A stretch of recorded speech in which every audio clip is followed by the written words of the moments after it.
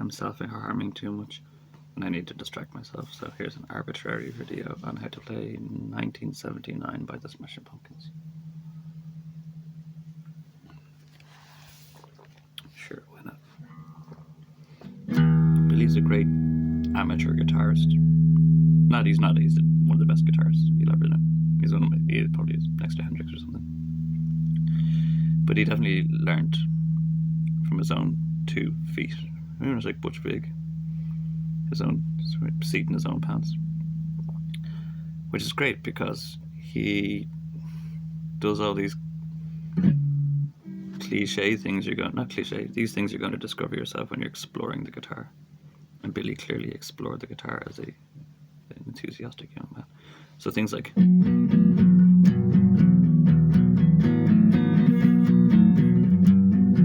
you kind of learned that at one point. You're like, oh god, Billy Corgan got there first. Motherfucker, stole that riff. And you'll find a lot of these weird riffs that Billy kind of got in there and put his signature on that are very necessary riffs that you'll find around the harmonic scaling of the guitar fretboard. So like even all that like Rhinoceros.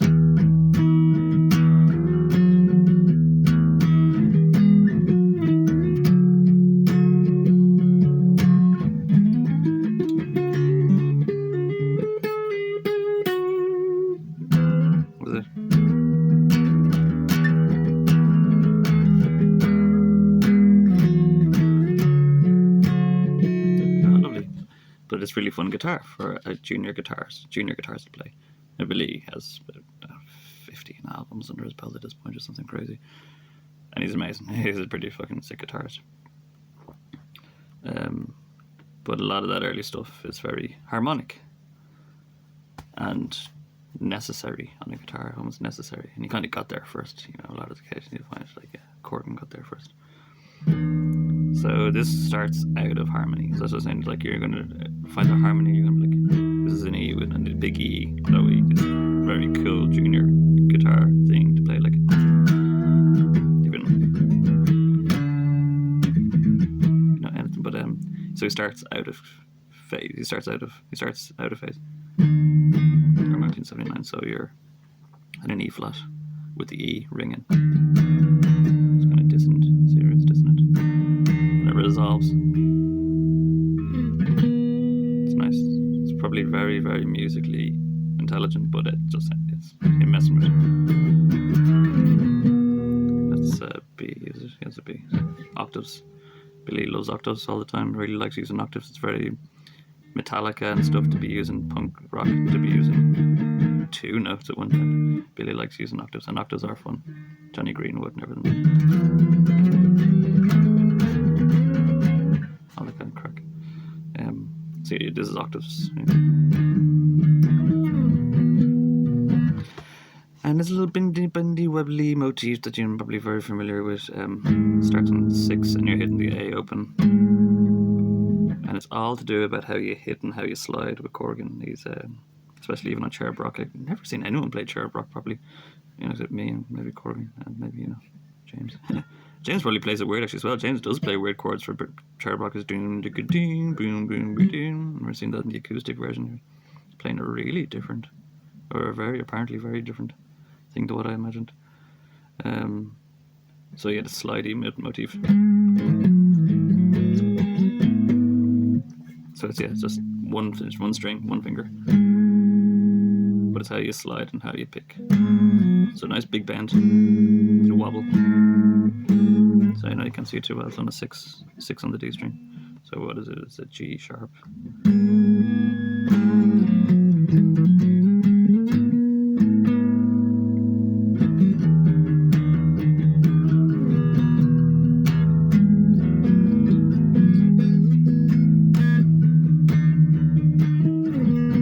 That's the main riff. You can learn to play and sing it at the same time. I did learn to play and sing it at the same time. It's not easy, but if you watch them playing this, sometimes even Jimmy Chamberlin gets up and grabs a guitar, and all 3 of them play different melody lines for 1979. So there's a few ways to go around the song. There's clearly a few different riffs and different ways because they have 3 guitars on stage sometimes and play in 1979. I figured out this little thing down here. I like it kind of much. I like it. See, there's no way to play a song as long as it sounds good. As long as you're kind of in key using the main motifs. There's no way to play a song. Like, I remember trying to learn Korn. Like, that's where I started off when I was a kid trying to learn Korn. It's like, and there were no tab books or Korn and stuff. And it's like, you're just making up.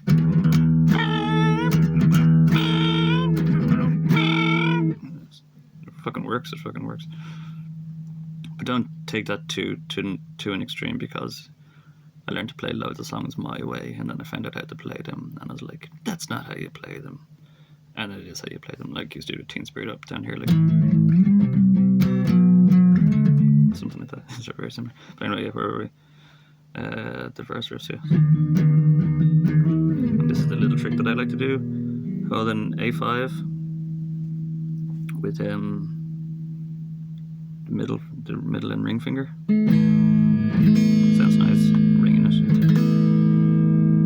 And then you do this little fall down technique. What's it? You step fall, so you fall from the and get down to here. The open B will be the high note of the.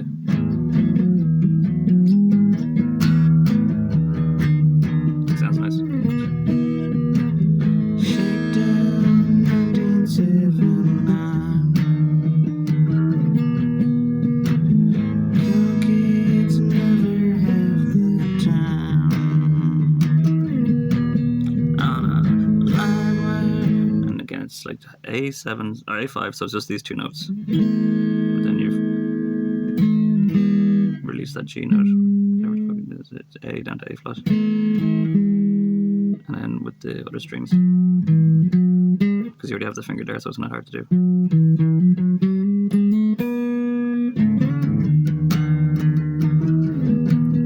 if you just do it in, this is a lovely little, I think Rick, I really thought his name was Rick Beato. I was like, oh, that's the coolest name ever, Rick Beato, and he works in the music. It's a Beato. And ever since then I heard it's Beato. It's like, it's probably really annoying when people call him Beato. Yo, Beato! I thought it was the coolest name ever. Yo, Beato! And I know it's Beato. But I think he said it's a 2-5-1, this cadence. A cadence are like little triangles or tricks that make things sound resolved and complete. So it's like one chord to completion, and you can make lots of different ones of these that don't sound complete and do sound complete. You know, if something sounds unfinished, and it's like I don't know, like James Bondy. Ooh, mystery. What's going to happen now? But it depends how you land things. It's skateboarding in my head so much. It's how you land things. The last two verses. So this is a really nice thing that Billy does. He uses this chord a bit, and again, it's from him experimenting being a kid, like power chords and bar chords, and then I think he kind of made this chord. I kind of call it the Billy chord. I don't even know what it's called, and I don't even know how to tell you. It's a 7-9-7-9. So 7-9-7-9, and it's like that. Is it? How do I do it? I do it like that. Yeah, sorry, with them. So it's 7-9-7-9 from the E. So 7-9-7-9. It's lovely. I don't know what it is. He says it's a second. To a major E, major B, and then full E, kind of power chordy. You want to get the full. So like in a power chord. You don't need to play with 3 notes. But if it's the A shape, you can often include this to make it sound proper and full and ring out. And you really want that on this chord, because this is the lovely chorus part when it goes. And it's weird the way he's using a delay pedal and stuff. He's using a lot of weird stuff, but lots of delay actually. But it sounds like it anyway. But the strumming pattern on this part is kind of important. You kind of want to hesitate a second, because it's going to play it, and then I'll show you how to do it. Oopsie daisy.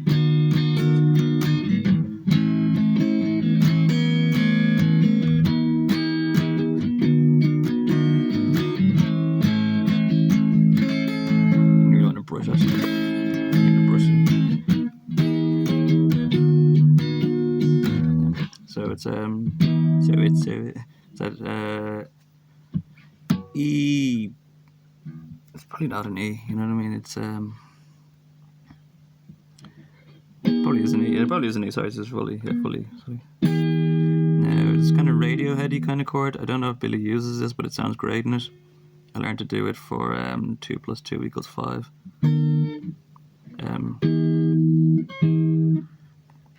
It's like you know when you do chords, you slide it down sometimes, and you do this little weird accidental to make it work. You do that, but it's this inversion of a. Oh God, what is it? An inversion of. It's kind of like a C shape. So it's a.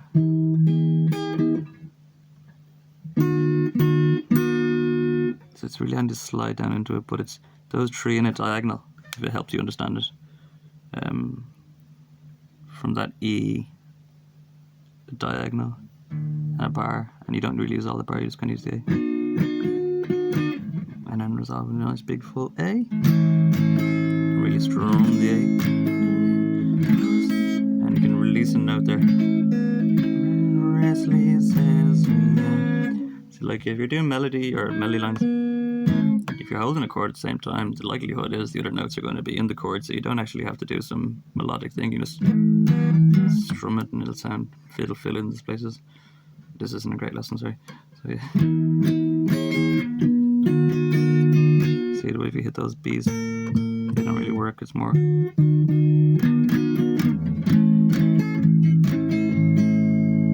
then the resolve is that 2-5-1 that Beato was on about again. It's really nice. It's really nice. I love playing that. Like even when I'm just warming up, sometimes I just grab my guitar. Sounds nice, isn't it? Just a lovely cadence.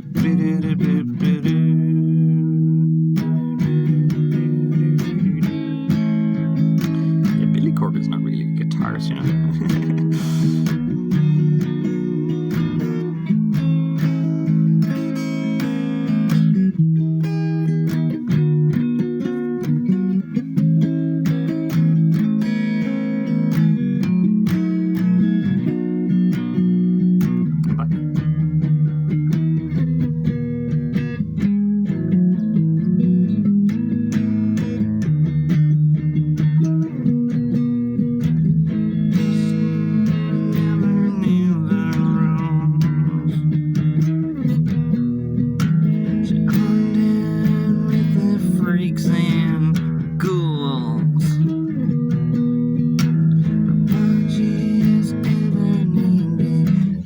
I know this 2-5-1 thing. Once or twice in the song, he uses just a bar chord build up between F sharp major to A, F sharp major,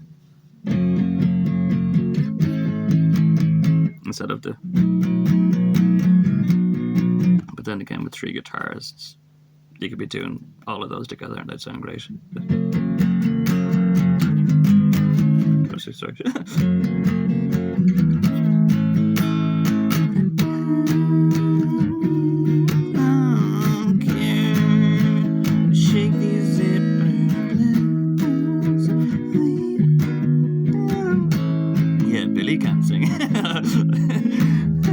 Ever tried to sing a Billy Corgan song? Can you sing it?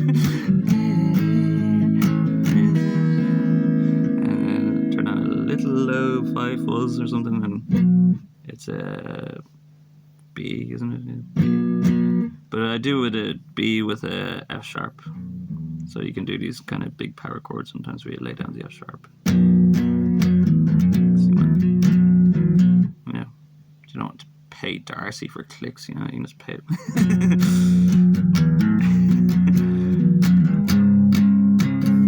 And this is the weirdest chord I've ever really used. I've only ever seen it in the song, and it sounds great. It's a weird open chord of a sort. It's it's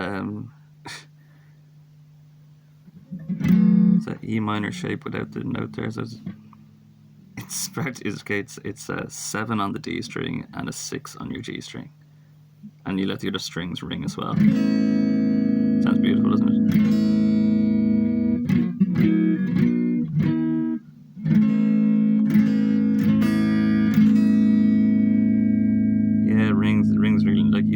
get that in. It's hard to put that in a song. It sounds great. So it's that. To the lights and dance below, faster than the speed of sound, faster than bounce of sound. And he does the down one and the to the sound of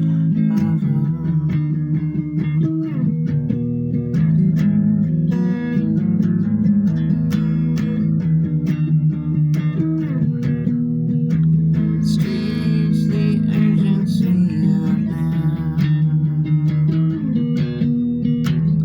As I see, there's no one around. And a nice big happy E major at the end. A bit like a bar chord. Yep. And what else to tell you about it? I think I've said it all. I like the video. Some kid, you see the kids, and then it looks real or a sophomore, is it? Sophomore.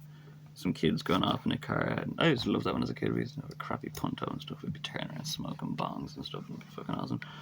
But you see this little kid get out, and he just turns around to the entire town and sticks up his fingers at the whole town. And then Billy Corgan's not really like devil rock, you know. He had like weird like devil. He had like a cherub face, and people thought he might be like the devil. You kind of want to roll with that, would be, you know, if you're a rock star. You're like, is he the devil? Is he Clapton and Hendrix and Jagger and all that kind of. But it's actually, if you want to befriend, not befriend the devil, but not befriend the devil, but trust me, there's a lot of cheated people that linger on this earth. And they're trying to help you, and they try to help. They're trying, but they don't really like you too much. So they like to see sometimes when like a little kid just turns around to the entire town and says, "Fuck you, all." He's like, "Yeah, good man, yeah." I like that little kid. I'm not encouraging you all to arbitrarily go out and point your fingers at society that you probably milk and love, and you go off to your public house later on.